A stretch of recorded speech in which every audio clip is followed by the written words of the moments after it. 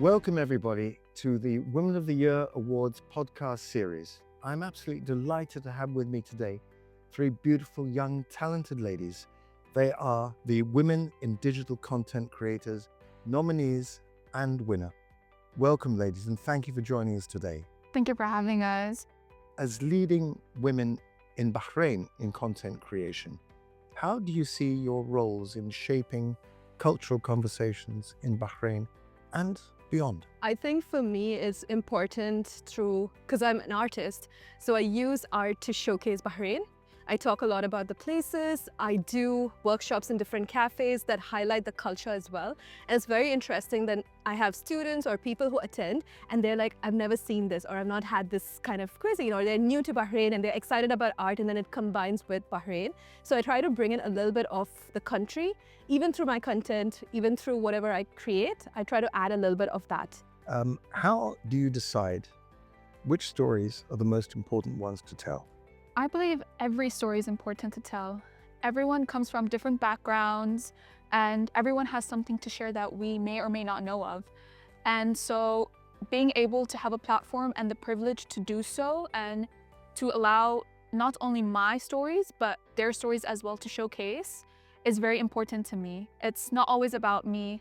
And I'm a creative, so when it comes to expressing how I feel, I do it through art. And it can be through music, through architecture, painting, choreography, so on and so forth.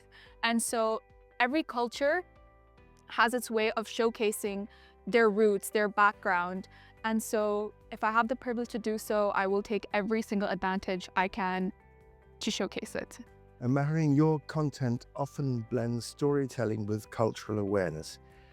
Is there a moment in time when something you created had a particularly unexpected impact? So sometimes girls, they send me these messages about, what to expect from a marriage and because I post a lot about marriage and what a woman should expect. When I made this post, I really wanted to make the highlights of what are the things a woman should, discuss in a marriage when it comes to childcare, bearing a child, and then how you're gonna carry your career in the future, how much the family members of your, partner will be interacting in your, life together. And then that post, I never knew it's gonna hit this big. I thought it's gonna go to like 20,000, 30,000 views. It went to 1.5 million views. Anyone who's married, they know how much it takes from both of you to communicate well, both of you to understand things together, to discuss. And, this is the ground we're gonna set everything up with, right? So I see some like a very impactful moment in my career as a content creator that blows my mind how much, it sets path for other people. Is it possible to be friends with your competitors in the influencer space? I've had very good situations where collaboration worked out really well. Everyone was happy.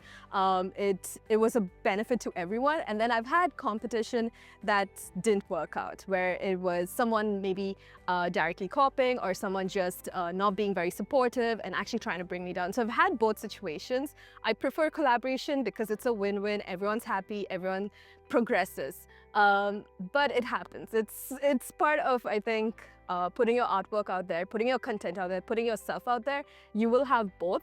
I just try to focus on the positive. Your content, has it evolved over the years? And if so, what has influenced that evolution? I've been creating content for as long as I can remember, so it's definitely matured and has advanced. It's upgraded to a whole new level because it's something that I'm majoring in university as well. So I've been learning the technical skills and trying to make my content a lot more different than it was before. Initially, when I first began, I was putting myself out there, contacting companies, whether I was familiar with them or not, fond of them or not, and I didn't know what their vision, mission, values were. I just wanted to get these opportunities, put myself out there, start making this a thing of mine instead of just a little hobby as pastime. And as time has gone by, I've realized that my platform's growing and I need to be more authentic. I need to be true with my audience, with the community.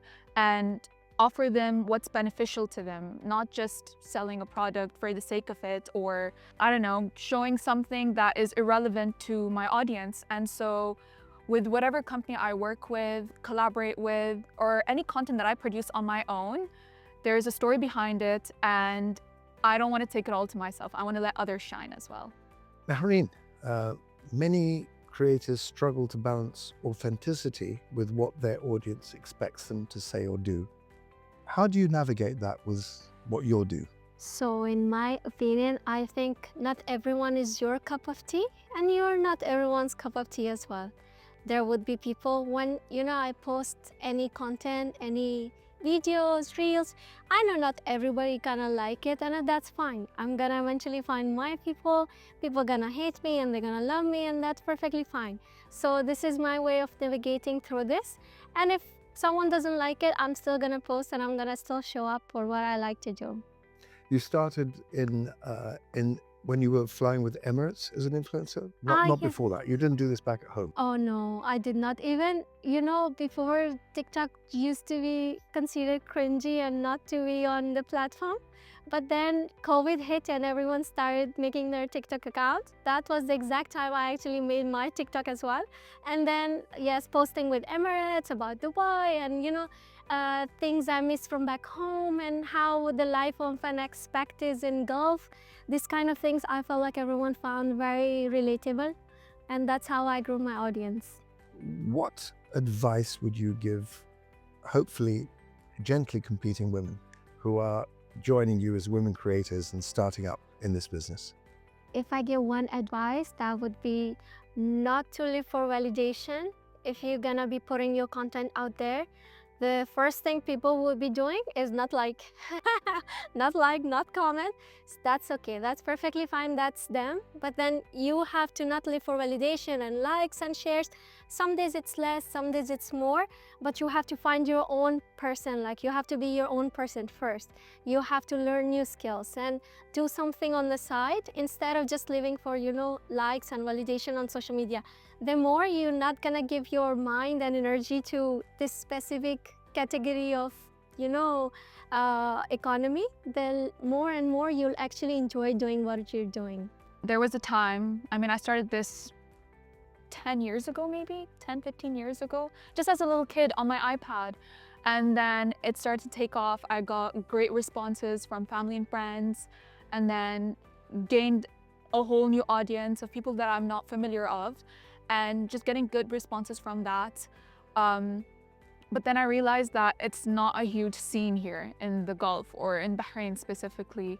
Influencers aren't a thing, content creators aren't a thing. They didn't take media very seriously. And so I always thought, oh, I might just have to take something else for my career, or live abroad, or maybe just not do it anymore.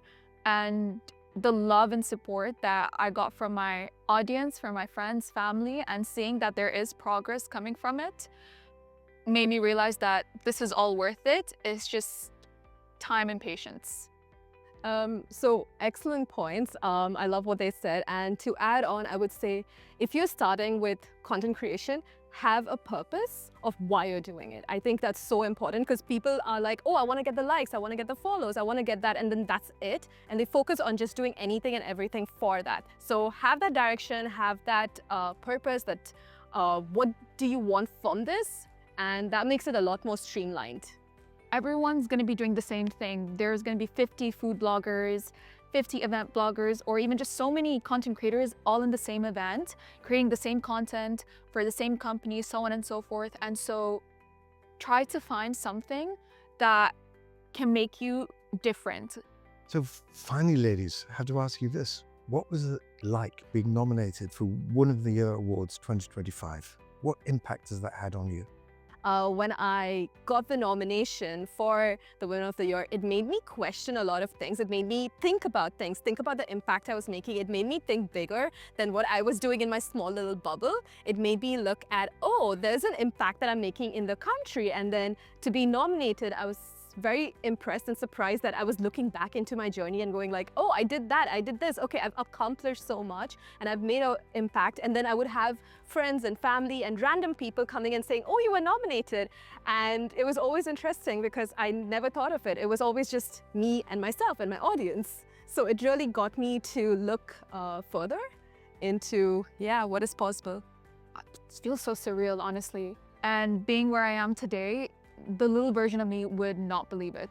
This Women of the Year award actually was the highlight of my 2025 year, and I'm so grateful. And the night my daughter was sleeping by the time the ceremony finished, but the next morning, first thing I told her is, this is my trophy, I want an award. This is for Mama, she does videos, so this is what, I got it as a gift because she understands gifts, so I'm so grateful for this opportunity. So George, we came up with a little something for you, given that we're from the Women in Digital Content Creation community. You might hate us for this, but we want to test you out on Gen Z slang terms. Are you familiar with some of them? Not a lot. Okay, well, you will be today. By the end of today, you will be. Okay, we're going to start off with the first word being slay. That's when you get an axe and chop somebody's head off. You killed it. Yeah. I'm gonna ask you, what's OG? Original genius. Oh, yes. Yes, close. Close enough. It's very close, yes. What is it? It is original gangster. Okay, so we have Delulu. Delula? Yeah. Is that something to do with that supermarket? It's delusional. Right. Yes, fine. Okay, got that one now. Next, please. Okay, next word. Riz. Riz Khan is a famous broadcaster from CNN, but then he went somewhere else.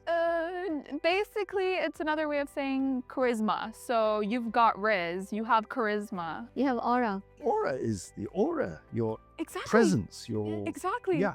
And then aura farming. It's like when you're like, when you farm something, you grow it out, and from the seed, it's like this big. So when you're aura farming, it's like you're actually gathering more like aura points. Ladies, don't worry. I'm not going to compete with you in your industry. You're far too brilliant, beautiful, and fantastically successful at what you do. Thank you so much for joining us. Very light and very enjoyable time I spent with you guys. Thank you so much, and wish you all the success for the future. Thank you so much for joining us for this edition of the Woman of the Year Awards podcast. We'll be back with another edition very, very soon. Thank you for all your support.